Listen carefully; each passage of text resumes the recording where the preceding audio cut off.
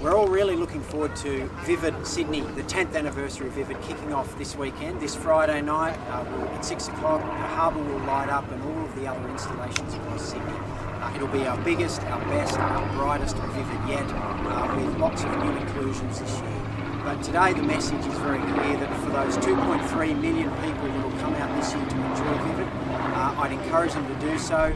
They can come and enjoy the sights, the spectacular music, creative ideas sessions, and feel completely safe and secure because of the work the state government's been doing with the New South Wales Police, Transport for New South Wales and all the other authorities. My other strong message to people is to visit the vividsydney.com website, to plan their trip early.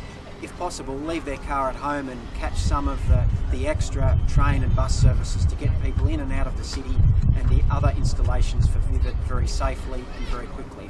But most importantly, to encourage people over the next 24 nights to get out, see the city like you'll never see it any other time of the year, and have a huge amount of fun. For kids, right up to grandparents, there is something for everyone at Vivid this year. I'll hand over to Minister Constance to talk about the extra trains and buses. Thanks, Adam. It's all right. I'm going to comment on two issues. So, first as a Transport Minister, and then something as an Infrastructure Minister. First of all, in relation to transport, we're very excited to be offering everybody who's coming to Vivid extra transport services. Some 6,000 additional train, ferry and bus services, light rail services into the city to come and experience Vivid. Well over 2 million people will be visiting the 23-day festival. We want to ensure that people plan their trips and make sure that they're aware of the changes. More services, particularly on the long weekend, more services from the Illawarra and the Central Coast. So please plan your trip, please use public transport. And can I also just say, please go and experience those small businesses along places such as George Street who are open to cater for those who are coming in to experience Vivid. It's a great program. Also, of course, for the first time, we're going to be lighting up the clock tower at Central. And that's exciting news. So Vivid spreads far and wide, not just here in the Quay. So please go and see the train display, which will light up across the festival down at Central on the clock tower. Secondly, just in my capacity as Infrastructure Minister, can I just say this about Luke Foley and his comments this morning? Look, the New South Wales Government, through COAG, wants to have a debate and discussion about population policy. What we're not willing to accept, though, is a single community group being singled out in a particular suburb and the opposition leader talking about white flight. This has crossed the line. We need a mature, adult, sensible discussion debate around population policy. Through COAG, the Premier will be raising the issue around population policy.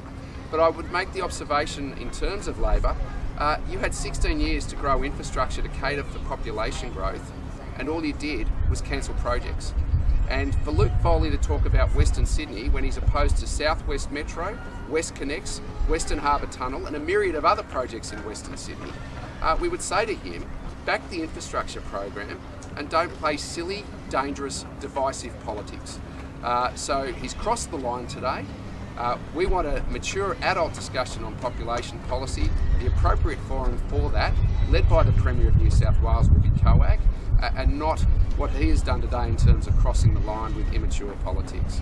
I also want to recognise, just back to Vivid, Assistant Commissioner Mark Walton and Mark Prendergast, who are working behind the scenes to obviously provide the services and the support for Vivid.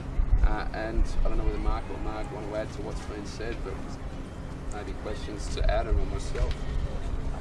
Yes, so just here today to announce the commencement of Operation Ironwork, which is a police operation that partners the Vivid Festival for the 23 days to ensure that the community is able to attend, have a safe environment and enjoy what has been and continues to be one of Sydney's most spectacular events. Our main priority, as always, is the safety of the community, and there will be a significant amount of extra police here across all the Vivid sites to ensure that the community can enjoy the event in a safe manner and, importantly, move around to ensure we don't have any crowd issues as people come together. There'll be police from the myriad of our different organisations, so uniform, plainclothes police. We'll also have support from our other units, including our public order and and obviously the water police will be out because it is a water event, and we ask those that attend to have some regard for their own personal safety. Make sure you have some situational awareness around what's going on, particularly on the water. Ensure you comply with the rules and any directions that are provided by the water police. So our message is please come. As has been mentioned, it's a couple of thousand people that visit Vivid every year. It is a safe environment. There's a lot of work that occurs both with the police and all the other government agencies to ensure we deliver what has been and continues to be a great event here in Sydney. Thank you. Hi, so it's Vivid time again, and we just want motorists to remember that really the city's not the place to bring your car. We've got loads of public transport to get you to Vivid and home, and there'll be road closures progressively from about 3 p.m. each afternoon. And so we really think you should leave the car at home, get public transport, be aware of the road closures and the special event clearways. And just another reminder, ferries will be quite busy, so if you're thinking about that, you need to really plan ahead. All the information about transport is on the Vivid website and of course on Transport for New South Wales website. Thank you.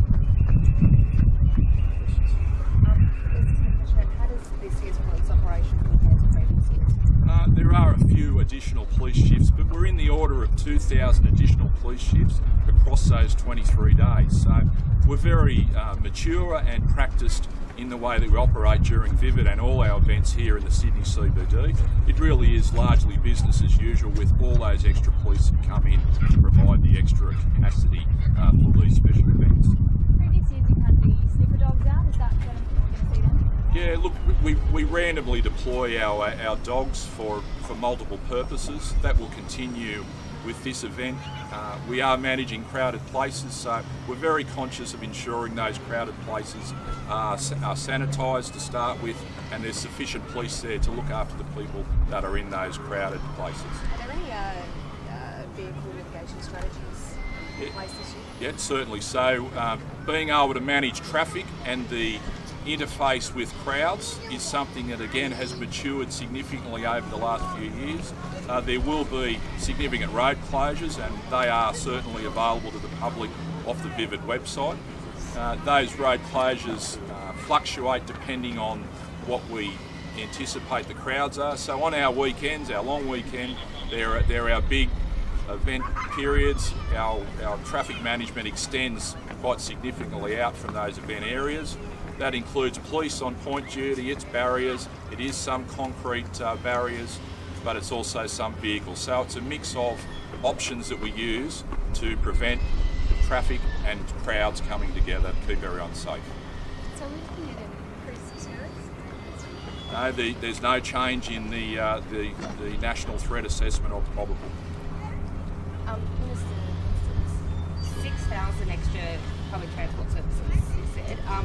Do you have the staff to cope with that extra? Well, I mean, one of the great things about the timetable change and the on-time running performance that we're seeing, particularly during peak hour, is that we've been already put in the services and we've catered for that growth. But what we're doing here is also putting on extra services. So some of our staff, of course, will put their hands up for overtime and cater for Sydney as the excellent customer service focus of our staff continues. And 6,000 extra services for the 2.3 million people plus who will come and visit Vivid over the next 23 days is very exciting, and we just want to make sure that people don't drive their car and get on public transport. you mentioned people heading to George Street shops, but in particular, is that in response to the issues with the light rail and the decline in business for a lot of those local businesses? Yeah, absolutely. We want people out there to go and support business in George Street and Devonshire and Kingsford. And as people come in for Vivid, take the time and come and have a meal in some of the restaurants that are off George Street, and know that those businesses, obviously with the construction delay, are doing it tough, and please come in and support them. Do you say this because there's a pending class action, or possible class action? It's the class action got to do with. Well, you're promoting those businesses because they've threatened. Well, I'm not running the city down unlike Labor. The point is that we continue to provide financial assistance to those businesses, but 2.3 million visitors to Vivid. Please come and have a meal in some of those restaurants. Buy yourself a cup of coffee through those coffee shops. There's a recognition they're doing it tough, and with this many people coming into town, come and support the businesses. Tourism numbers, how many expected from Sydney and Australia? Well, last year we had over 2.3 million visitors, and this year, if the weather's kind to us, we anticipate seeing even more than that. Year on year now, we've been increasing our interstate and international visitation, and we expect that visitation to continue to increase this year. For example, we've been working very hard in the Chinese market. We expect to see over 30,000 international Chinese tourists come to Vivid this year, and increasingly more and more international tourists are seeing Vivid now as one of those must-do events on their travel calendar, because this event is not just the biggest event anywhere in Australia, it's now one of the iconic international events that many tourists across the world want to actually visit, because it's an opportunity to see Sydney like no other time of the year. And on last year, how far has it expanded in terms of the additional installations across the city? So this year we've got a number of new installations because of our 10th anniversary, our 10th birthday, and of course we want to make it a huge birthday bash. We've got Luna Park that's being brought into Vivid for the very first time, and it will be an interactive light display on the front of Luna Park, lit up in a way that's never been seen before, that allows people to take their selfies, create an emoji of themselves, and actually have that projected onto the front of Luna Park, which is, I think, going to be a real thrill for a lot of people at Vivid this year, and something people are going to be talking about for years. We've got Botanic Gardens being extended, Government House is being lit up for the very first time. TAFE New South Wales students have been involved in designing the displays that will be projected onto Government House. Taronga Zoo has been expanded, Botanic Gardens expanded, Barangaroo, we've got Chatswood, and of course the special one is Customs House back in service this year, and we'll be projecting the May Gibbs classic Snugglepot and Cuddle Pie, acknowledging the 100th anniversary since they were first published. So again, I think those are some of the things that people are going to be able to see and interact with, on top of all of the music, on top of all the creative ideas, discussions this year.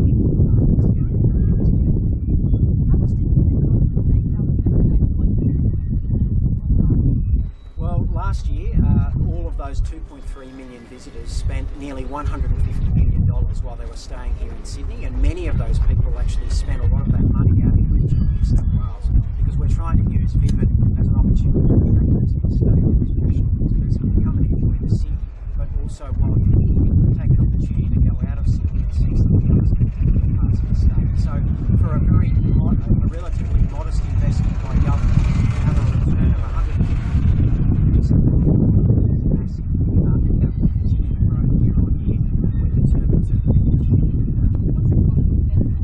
Well, the modest investment, I can assure you,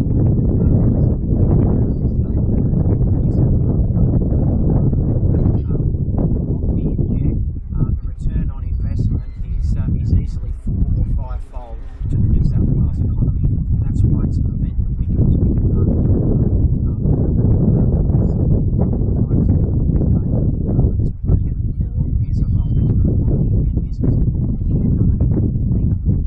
Yeah, I do, but I'm more interested in what it actually returns to the New South Wales economy, because we're in the business of attracting people, and for an event that is now the largest with a return to the New South Wales economy of $100 million, it is our flagship. Answer that question. Business Commissioner on a different matter. Can we just get a comment on the bravery of